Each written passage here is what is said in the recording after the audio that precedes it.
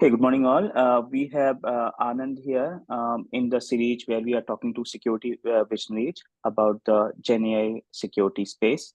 We'll just rightly go to the questions with Anand. Thanks, Anand. Thanks for taking time to talk to us. The pleasure. Cool, Anand. Yeah. So, Anand, if you can briefly tell us about your current role and experience that you have in the security space. Um, uh, yeah, that would be great. Yeah, I'm happy to be here, Naveen, and yeah, best wishes for Swift Security as well. Quick background: I've been in the industry about 15 years, mostly in technology and cybersecurity, and just like everybody else, I'm learning new things about AI. And in my past, I've done security and technology governance, risk and compliance. So I tend to wear the governance and processes. How do you shift left and protect the vulnerabilities and working specifically around product security and end-to-end life cycle. That's my specialty, and I've worked with SVB, Zell, and EY to name a few. And happy to be here, and just excited about the future we have. And being a risk manager, I tend to often be the devil's advocate before we start on anything exciting. Good. Good. Thank you. Thanks, Anand. Anand, as you see, right, so Gen AI adoption has been increasing with very rapid pace. And it looks like the next big revolution, which has also fueled up, if you see, fueled up stocks of NVIDIA and other companies that which are kind of riding this Gen AI wave. So, what do you think? Means, do you think this is the correct? This is the what notion that the whole industry is going on? This is the right thing, or do you think this is like a kind of one bump which is coming there and which is just like a inflated thing? No, I think the hype is definitely valid, and there is reasons to get excited. Just like when you like, if history has any lessons for us, we've gone through these kind of hypes, and we should be able to pick out the true winners from the other hypes. And I would say in terms of the past hypes that actually realized, web is one of those important moments, and then cloud came along, and they all had a fundamental promise, which is shifting the entire business landscape and giving new levels of productivity and a democratization of opportunities, right? And I see the same happening again through AI. It's not a point solution. It's not something that is exciting only for a certain personas. It's going to deeply impact everybody, and it's going to democratize business, right? So that's why I think it's not a fad. People are seeing ROIs right away, and it's so easy to adopt. So therein lies the challenge, right? If it's in the wrong hands, and if it's gonna snowball into something that we cannot control, we better have right people defining the regulations and framework, right? And unless it becomes too late for the regulators to catch up.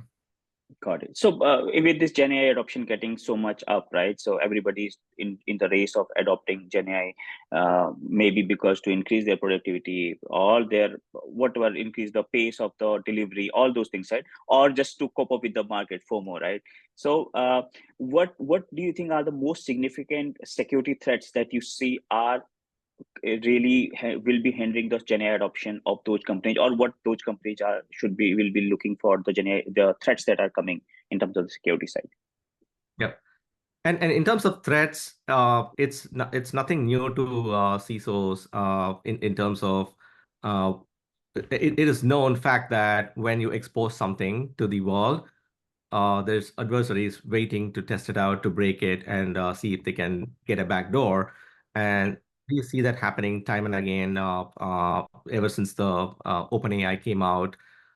And what is special about it is in terms of the amount of data exposures that you can actually end up in. So one is you need tremendous amount of data to train the models, and therefore, if you're putting in the PII and other IP information, it's so easy for somebody to steal the data. Uh, the other one is the models itself are becoming IPs, right? So everybody is gonna come up with their own proprietary models and try to stand out in the market. Nobody wants to use a plain vanilla OpenAI or a Gemini to build a moat. And there's going to be a time when these models are the crown jewels, and people can steal the models, people can take control of the models, just like today's botnets, and use it for malicious purposes. And therefore, I think the CISO's role is much more elevated compared to the traditional non-AI landscape. And it's going to directly impact the businesses. Just like how you saw, like CrowdStrike was, it's not a malicious example, but it talks about how connected we are and how far reaching the impacts can be. But at the end of the day, it was still a business downtime. But in the future, it could really harm people, right? So that's the number one worry of Gen AI proliferation, and we should have the right guardrails to protect that, and it becomes more of a business problem than a CISO's problem. Got it. So, Ed, Anand, you already have touched, but next question is like we already have a lot of existing cybersecurity framework, right? So, as soon as the internet started, soon after that, security followed it up, right? And that's where security has been with moving par with all the advancements that have been going into this industry. So, and there are already a lot of unicorns, a lot of big companies, hundreds of startups in this space in security. So, what are the key challenges you see with the existing cybersecurity frameworks, which are not enough to fight the new security landscape that is coming with Gen AI adoption? Okay. Couple of things to highlight, right? So, first of all, you brought about the web taking over and cybersecurity followed. I hope that's not the case with Gen AI. The problem with that approach is we are always doing the catch up, and I mean the cybersecurity landscape itself has grown into this multi-billion-dollar industry because internet wasn't built right, and that's what we want to avoid in the future. Like when you're launching your very early stage AI solutions, you want to bake security into it. It cannot be an afterthought. Uh, and then in terms of the overall approach to frameworks, the problem with AI is it's multidisciplinary. It has other design principles that doesn't only touch upon your CIA triad, for example, right? So we talk from a security standpoint, we just care about data integrity, confidentiality, and availability. And that's been the mantra for the CISOs. But when it comes to the today's models, they tend to dangerously veer towards creating an unfair society and bias, and it's much more impactful in terms of overall well-being of the world, we might say. So I would say it's not no longer like a CISO's mandate, right? It should be again from a business standpoint, have a clear strategy on how are we gonna like protect our brand, how are we gonna increase fairness in our business practices, and be not create unnecessary bias in the world, and that's going to be crucial for companies' long-term success, right? It's more about building a reputation for the company and standing for the right things.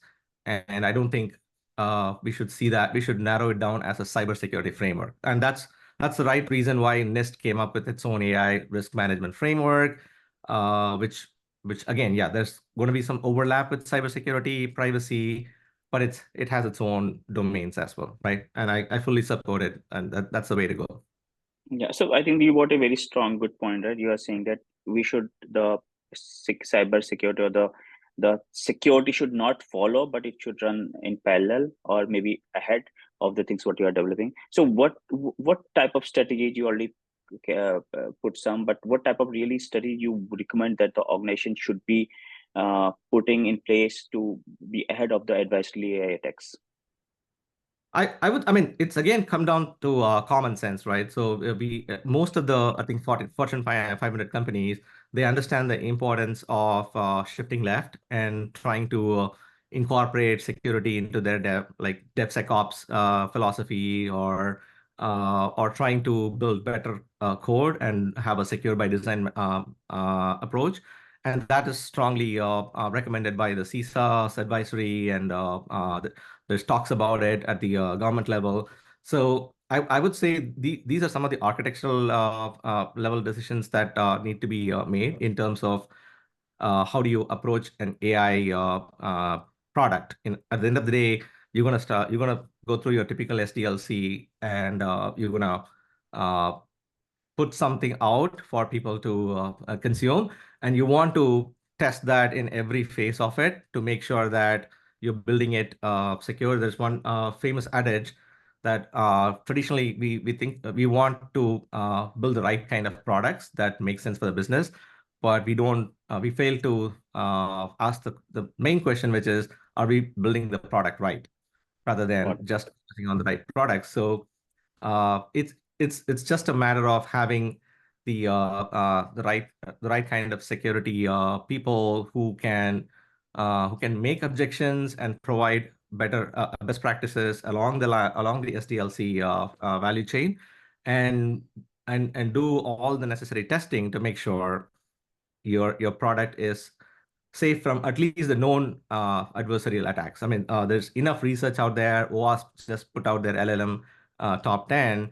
So at the very minimum, you want to have a team that's actively doing penetration testing and threat modeling around those philosophies and known attack vectors. But but those things keep changing too, because the rapid pace at which AI adversaries are adapting, it cannot be just a reactive approach for you, just going after the known attacks, but it should be again more of a I would say trying to have a continuous monitoring and reacting to uh, new indicators of compromise that becomes very much relevant in today's age, right? Rather than just doing it right once and putting it out there. Got it. Easy Yeah, to I say. think sure, totally. And I think that's where maybe Swift also is working. Like we are looking at the users also, as well as like the shift left approach where folks are already developing the LM applications, as well as the users which are using. So it's like a developer persona as well as the persona of the end users, right? So we are sitting at the browser extension when the all the users are using, at the same time when they are developing, like using GitHub Copilots or Microsoft Copilots, Codiums and all they are developing their own LM applications. We are sitting all those. So trying to cover all the aspects in the whole Gen AI adoption journey.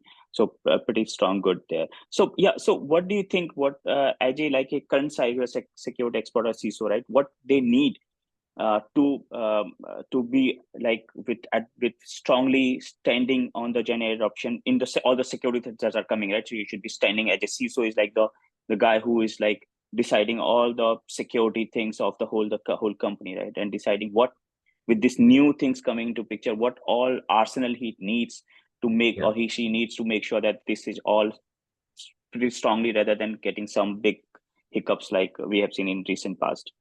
Yeah, yeah. Oh, that's $1 million question, right? So if you go to the RSA or Black Hat, you're gonna find another 200 new vendors promising all things AI. But I would say, again, from a CISO's perspective, you already have certain investments, and you just need to evaluate whether its capabilities have expanded to meet your new use cases. Because at the end of the day, you're going to have emerging technologies, and AI is just one of those, right?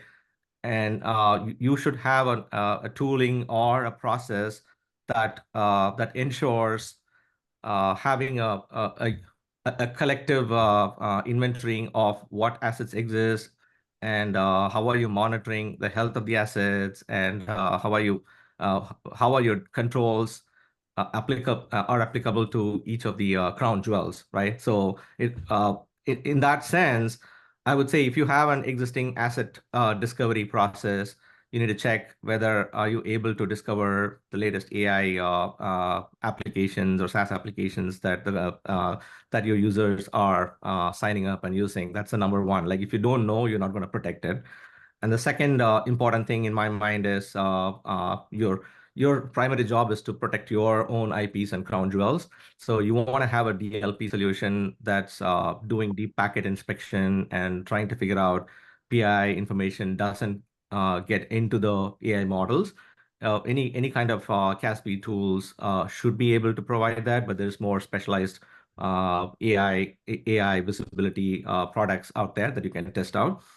And a third thing would be if you are using AI into your products for your uh, business advantage, then like I mentioned, you want to have a strong CI/CD pipeline where security is deeply embedded into your design and development practices and is constantly doing threat modeling around it. There's best practices that's already out there for threat modeling around LLMs, and you want to once you are able to take care of the delivery side of secure coding practices and it's out in the production, how do you monitor its health and how do you defend it from known attacks like data poisoning or the most common issues from a Prompt model. injections.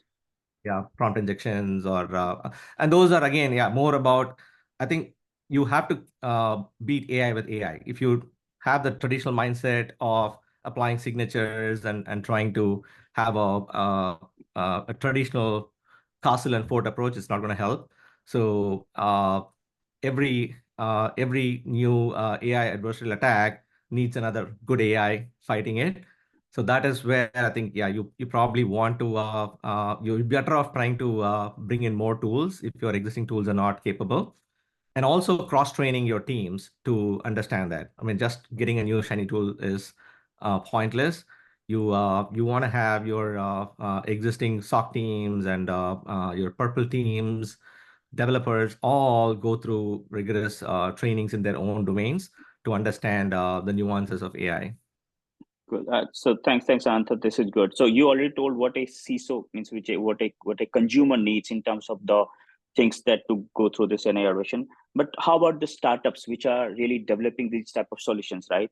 To really, and CISOs and all the head of security will be their consumers, which will be looking and evaluating and trying to see if that is really helpful in the securing their Gen AI application. So what type of advice, mostly I would say something like what is you already covered what I see so needs, but what type of advice that you see, because cybersecurity startups which are in Gen AI security are not like having like 1,000 people, right? So they have like a 20, 30, 40, like we have like 35 plus engineers. So that type of less than 50 engineers working on this, and rather than covering the whole breadth, they want to focus on some areas where they can really get work done and focus on that, right, and excel there. So what type of things, what do you think, yeah, a cybersecurity startups mostly focusing on Gen AI security should be focusing on to get best ROI? Yeah. So again, I think you are focused on a specific sliver of products. Let me clarify that, because cybersecurity is now again adopting AI into all of their existing processes to make their tools better. I'm going to leave that out. That's more of a productivity gain or an automation play. But what you're talking about is companies which are building up ground up Gen AI security tools that the CISO or the CIO can use to safely Correct. deploy more AI products, right? Correct. And when you're doing something like that, again, I wouldn't want to reduce that to a traditional cybersecurity pipeline, right? Again, it has to go back to the overall AI framework and think about all the guiding principles and features that somebody would want to see in terms of securing their AI pipeline, right? It may not it may not be a CISO's product anymore, right? You might be selling it to the CDO, or maybe there is a chief AI officer in the future, Totally. or you're selling it to the business. So you want to identify the personas and try to meet all of their needs through your basic, even your version 1 MVP should cover all of those concerns and not just another cybersecurity tool out there, right? Because that's something that it's the easiest thing to do for you to show a little bit of ROI for the CISOs.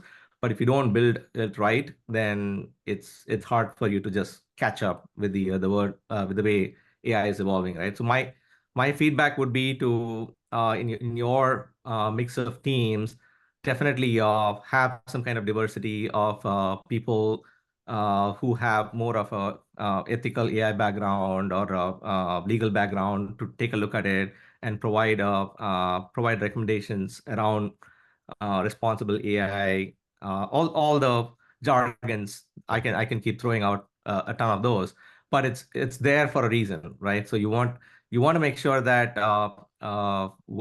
again, it's don't think of it as securing an AI investment. It's more about how are we governing it, right? Much more than security. Got it, got it, got it. So what, rather than that, we just make one thing for everybody. It's like it's more focused on the persona that whom we are serving. So if it's a CISO, if it's a head of AI security, blah blah, all those things, that solution should be more customized to those and which needs meets their needs, right? So totally Yeah, yeah. cool, And it's cool, it's also important to be able to provide the right kind of metrics back to them. Like because again, the biggest pushback is these are black boxes that people don't understand how model came up with something. But that's again, that problem is solved, I guess, to some extent. Like all the major platforms have some approach around explainability of AI, and you want to bake that into your product to increase adoption as well, right? Whatever is the core capability, you want to be able to show that the model is reliable. If the model hallucinates or if it's deteriorating, there should be ways for you to detect that and quickly respond to it. And those are, I would say, sort of like sometimes it goes into the non-functional requirements. So this is one area where you want to spend more time on all the non-functional requirements around your solution, right? Than your core capability. cool, cool, cool, cool. Anand, thank you. Thanks for your all the inputs, and I really loved talking to you and getting your insights on how the Gen AI adoption journey should be, and how it should be securely enabled, or how people should be using in terms of the CISO, CIOs, or head of AI security, and how the startups also should be looking at what things need to be focused to make this really valuable product. But I really appreciate you spending time with me and talking about this. Thank you. Thanks a lot. Thank you, Naveen. Again, yeah, it's a great product that you guys are building. So best wishes on that. Thank you. Thanks, Anand.